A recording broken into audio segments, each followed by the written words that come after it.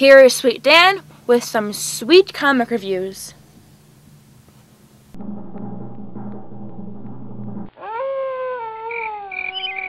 Ah, a superb choice. Hey folks, how you doing? Comic Book Man here. Welcome to my video outhouse. It's time once again for Sweet Dan Sweet's Sweet talking reviews on comic books. We got to get some really sexy music to play behind next time. Like a bum bum. We just need a couple of sexy girls here. And if you're a sexy girl and you want to be on the outhouse, please stop on down on a Saturday night and you know we got a spot for you right here. Yeah, we got another spot for you.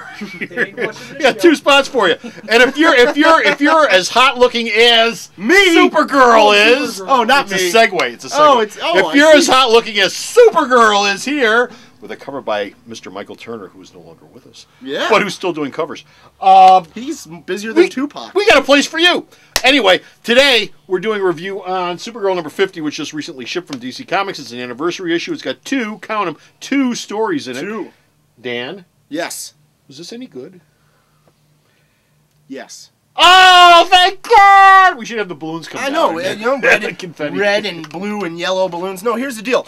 I'm not a huge Supergirl fan. Okay. I was reading it around the time they started the whole Superwoman thing, and I kind of lost interest in it. This does tie back to a lot of that.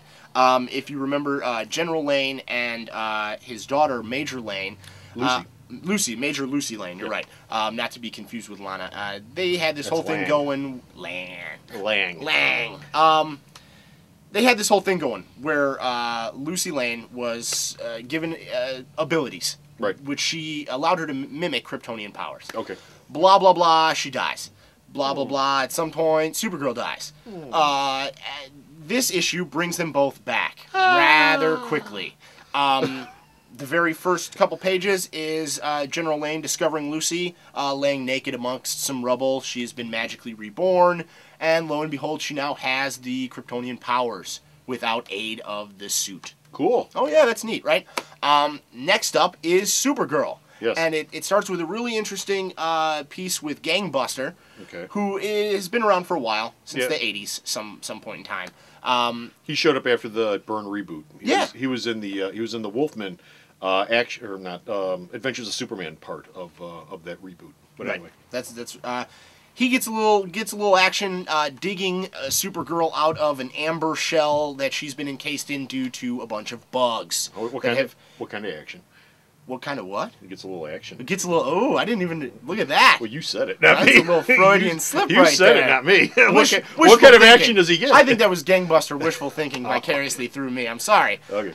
Here's the deal. I don't know a lot about Gangbuster. Doesn't seem like he gets a lot of play in the DC universe as of late. I think he's an interesting character, though. I mean, the idea of a regular dude without any powers going and kind of putting his ass on the line to save a Kryptonian when the world isn't supposed to even really be consorting with them, because it's world against Superman right now. They're leading to that World War Krypton, or whatever they want to call it. That's a Marvel thing, but you know they'll put World War in front of anything these days. DC's done our World at War, and DC's done wars. World War III and all sorts of other stuff. But what you get is you get a little bit of Supergirl plotting back and forth with the female Dr. Light about these insects that showed up out of nowhere and built their hive in a matter of days in Metropolis, and they're ready to tear stuff up. They're led by the Insect Queen. The Insect Queen and Supergirl throw down, and there's some fighting going on. By the end of the issue, Superwoman is back. Yeah, big surprise. Lana Lang is back and found, and she's naked too. There's a lot of naked girls in this comic, you know.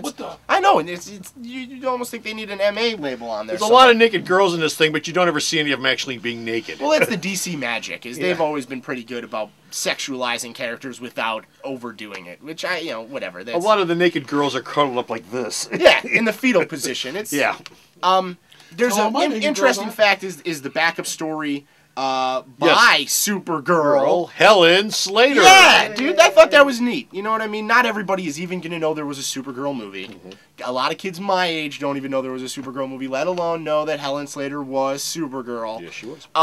It's really a fluff piece. It's just Helen Slater and another guy writing about how cool Supergirl is. You're not missing anything. It's really well illustrated. I like that. The book itself is really well illustrated by Jamal Eagle. I got to learn how to say these names before I get on camera. You know what I mean? That's okay. But he has a really good, clean style. I'm a stickler for backgrounds. If artists don't put backgrounds and they make lazy panels, I'm not a fan. He goes out of his way to make sure that there's lush environments and you know what's going on and you know these characters are actually someplace doing this stuff, not free-floating in space. A lot of people are raving about Sterling Gates and Jamal Igle on this book, and I got to be honest, they're not doing a bad job. You know what I mean? So if you've been following it, this is a great step where it bridges a couple of things that have happened with a couple of characters dying, and now they're back all of a sudden. If you're not reading it, is this a jumping on point? It looks like it may be the next issue. You know what I mean? It looks like this is a culmination, or they're bringing together a couple of plot threads that have been dangling, and they're ready to move on past that now. You know what I mean? So while this may not be the best point, 51 probably would be. Okay. Probably. So pick up Supergirl number 50 here at Alternate Reality. It's a good read. And stop off at the store's website and check out all the reviews that Dan has sent that I posted up on the store's website. There's a new review going up just about every day of the week. And the store's website, of course, is at... I don't want to know. www.myalternatereality.com. There's new stuff up every day. Hopefully someday it'll actually be good.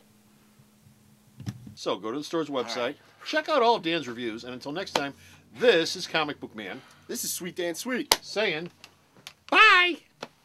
Alternate Reality is located at 3149 West 111th Street. That's the intersection of 111th and Kedzie in Chicago, the beautiful downtown Mount Greenwood neighborhood. You can always reach us at 773-881-HERO or at the store's website, www.myalternatereality.com.